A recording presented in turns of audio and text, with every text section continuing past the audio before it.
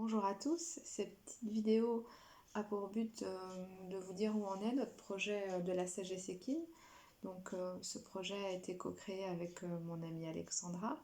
Aujourd'hui je fais cette vidéo toute seule tout simplement parce qu'Alexandra et moi on est loin l'une de l'autre physiquement. Je suis en Suisse dans un petit chalet à la montagne et donc cette énergie de la montagne me donne envie de partager avec vous nos dernières expériences au sein de ce fabuleux projet.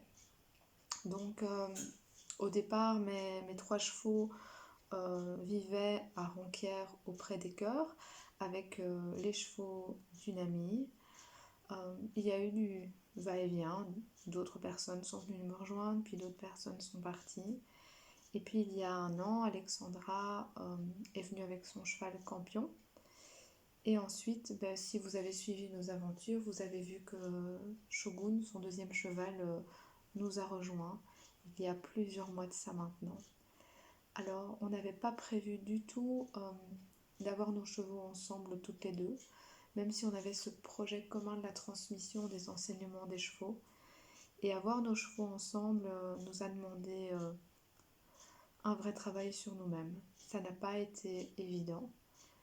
Alors quand on a lancé notre projet, on a donné quelques conférences, on a donné des cercles de guérison. Et vous avez peut-être pu voir que là, pendant plusieurs mois, notre projet paraît peut-être comme en pause. Alors il est peut-être en pause sur les réseaux sociaux, mais dans la vraie vie, ça bouge beaucoup. Les chevaux nous ont vraiment permis d'ouvrir des portails dans notre amitié, dans notre relation l'une à l'autre, et je pense que c'était une condition sine qua non pour que le projet puisse vraiment prendre de l'ampleur et surtout pour qu'il puisse rester authentique.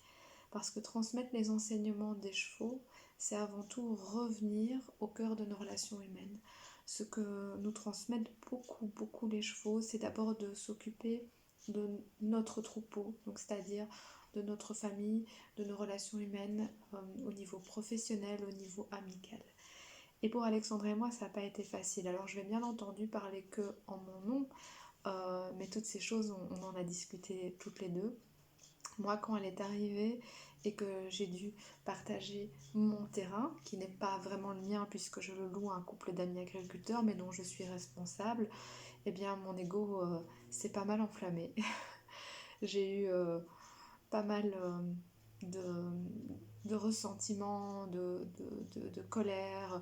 On a vécu toutes les deux vraiment des conflits de territoire, de l'incompréhension. Et au final, c'est vraiment merveilleux. Parce qu'on s'aime encore plus fort. On est toujours unis à travers les enseignements des chevaux et ils nous ont vraiment permis un voyage au cœur de nous-mêmes, au cœur de notre humanité, au cœur de cette vie terrestre. Et moi, je me sens honorée de vivre cette expérience auprès de mon amie Alexandra. On est vraiment heureuse que nos chevaux soient réunis, que le troupeau soit réuni. C'est pas encore tous les jours facile, mais on grandit, on devient de plus en plus fine dans notre communication l'une avec l'autre. C'est exactement la même chose que pour les chevaux. Rentrer dans cette finesse de communication, que ce soit dans les mots qu'on choisit pour entrer en relation, dans le respect de la bulle. Vraiment, les chevaux nous ont permis une vraie période d'expérimentation ces derniers mois, mais à un niveau humain. Et donc, eh bien là, on a différents projets qu'on souhaite concrétiser. Dans les mois qui viennent, on aimerait animer un atelier qui se nommerait tout simplement La Sagesse Équine. On aimerait emmener un groupe de personnes pendant un week-end du vendredi au dimanche dans un lieu où il y a un troupeau et on pourrait vraiment s'immerger dans ce troupeau et partager les enseignements de la sagesse des chevaux par des cercles de guérison, des cercles de méditation, par des rituels, par l'espace des transmissions de manière verbale, peut-être par les espaces aussi de photographie que propose Alexandra. Et pour ça, on cherche un lieu. Alors on se sent appelé par la France, un lieu qui pourrait nous accueillir et qui pourrait accueillir un groupe de 8 à 12 personnes.